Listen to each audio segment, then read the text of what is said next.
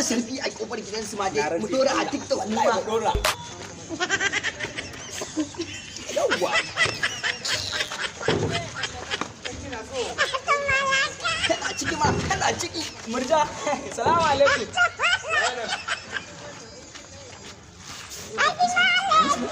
baba ne baba ne baba mai ba a gaya wa ɗan yau ina kwana baba haka yi ne ina kwana baba baba ina kwana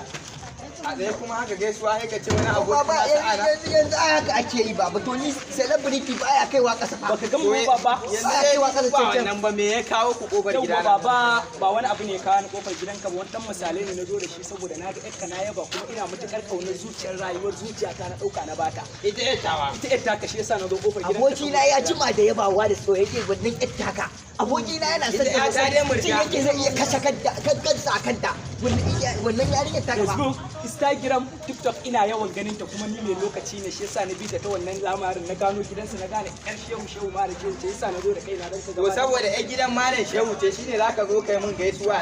to ai baba abin da baka sani ba da sadakin mu muka zo da sadakin mu muka zo to yanzu ne ma aure ka zo ko me yanzu ni gaskiya aure na zo nema a yau za a daura auren nan shi ne A yau. murja nake so tana ciki ne to kuma na baka izini ka shiga mun gida to ba a gaya wa ɗan yau to ba to baban aure ne karami bari in shiga aure na zo aure ne ka zo nema aure na zo ai aure alkhairi to zaka samu. yau baba ka kira ta ya ura ka nan ya kira ta yau baba kira ta a an jabu ka da matsa kar ka zuban mun da ruwa baba ana sallah kenan Allah sarki irin ba dan zamani baba ne shi ba ka ce wannan. Dan zamani ne ka ce ba ta tawar da duma yawwa ka ce ta tawar da duma inda ragowa abinci a tawo da shi kai sai ka yi wata mu au to bashi iya ruwa ya isa